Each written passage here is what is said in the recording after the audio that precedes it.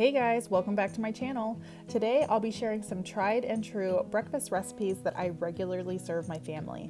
I love mornings because I feel like it's a small yet consistent block of time in our otherwise busy day that's uninterrupted by appointments, extracurriculars, errands, and chores. I like to wake before the kids, get ready for my day, drink coffee, read my Bible, and catch up on some of my favorite podcasts and YouTube channels.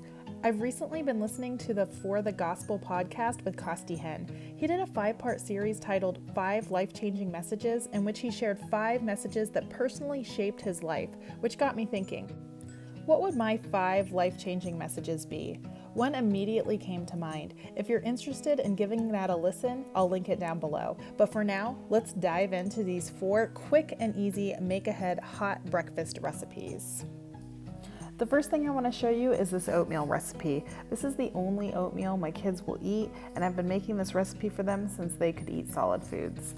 As always, the exact measurements will be listed in the description box below. This oatmeal is packed with good-for-you ingredients like chia seeds and flax seeds, and it's sweetened with maple syrup and peanut butter, which also gives it a bit of added protein. I love to add in roasted nuts when we have them. You can add the liquid in the night before for overnight oats, but my kids prefer it hot. So in the morning, I add the milk, give it a stir, and pop it in the microwave for 3 minutes. After that, I put the top back on and let it continue to cook in the jar while I finish pulling together breakfast. This would also make a great breakfast on the go if you had individual jars. This next recipe is a biscuit, sausage, and cheese breakfast casserole. You can make this with canned biscuits. I'm using my homemade biscuits from the freezer. If you want that recipe, I'll link it down below. This is so easy to throw together and would actually be great for dinner as well. Just cut the biscuits up and throw them into a baking dish. Top those biscuits with browned and crumbled sausage. Next, whisk up about 8 eggs. Make sure you season them a bit. Pour the eggs on top of those biscuits and sausage and top with shredded cheese. You could assemble this the night before. I usually just shred the cheese and brown the sausage the night before and assemble in the morning. I also love to sprinkle on some fresh green onions or chives if I have them. This takes a good 45 minutes at 350 in the oven. So that's my savory breakfast casserole. This next one is going to be sweet. This is my overnight French toast casserole. This is usually reserved for special occasions, but I made it today just to share with you all. You're going to need some bread, 16 to 18 ounces. I have this loaf I baked a few days ago. Any bread will do. However, it's nice to be able to get some thick slices like this. Slice your bread into 1-inch cubes and place them in a baking dish. Next, we're going to whisk up the egg mixture. You'll need about 8 large eggs, 2 cups of milk. Any milk will do. I'm using a combination of whole milk and sweetened condensed milk that I'm trying to use up. 1/4 cup of anything sweet. You can use honey, syrup, sugar, whatever you want. I'm trying out this golden syrup we found at the grocery store. It tastes really good. I have no idea what's in it. The ingredients aren't even listed on the can. Don't forget to add in a little salt, some cinnamon if you like. Pumpkin spice would be really good in this also if you're going for some holiday flavors. Once that's all good and mixed up, pour the egg mixture over the bread. Here I'm just kind of arranging my bread pieces. The mixture isn't going to cover all those pieces completely, but I'm doing my best to arrange them so at least part of each piece is touching the bottom of the dish. All right, that's it. Just cover it with plastic and let it hang out in the fridge overnight. The next day, grab it from the fridge, remove the plastic, and pop it in the oven at 350 for 40 to 50 minutes till it's golden brown.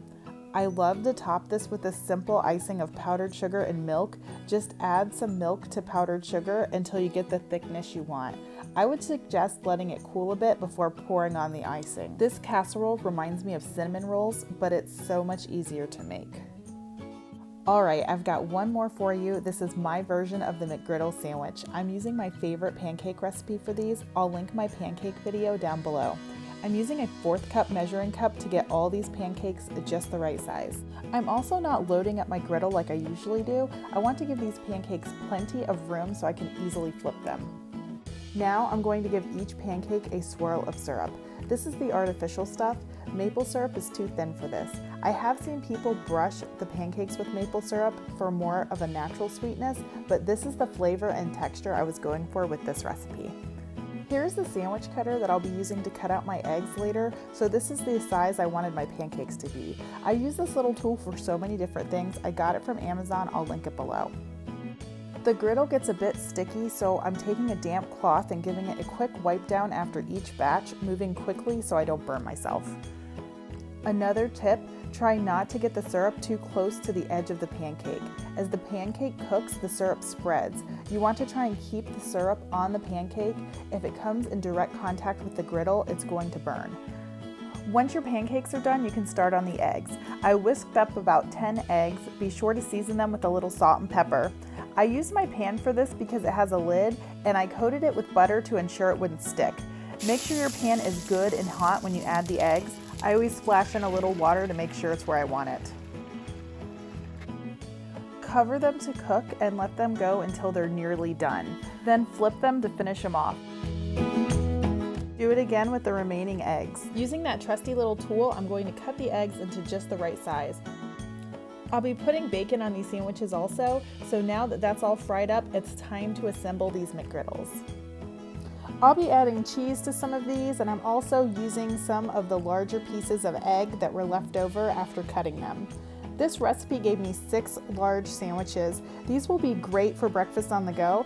I actually plan on packing these and some other homemade snacks up for a road trip we'll be taking next week to South Africa. So if you haven't already, tap that subscribe button so you don't miss that next video. I'm going to wrap these in foil and keep them in the freezer till we're ready for them. If I was planning on keeping them in the freezer for longer than a week, I'd probably toss them all in a freezer bag. When you're ready for them, you can place them directly in the oven till heated through, or remove them from the foil and wrap them in a paper towel or a cloth and heat them in the microwave. Okay, there you go. I hope you can use some of these recipes to feed your family, and I hope you enjoyed this video. Until next time. These are better than McDonald's. They are? Yeah. You can really see the honey on some bites. Yeah. I mean the syrup. The syrup? Yeah, really tasty.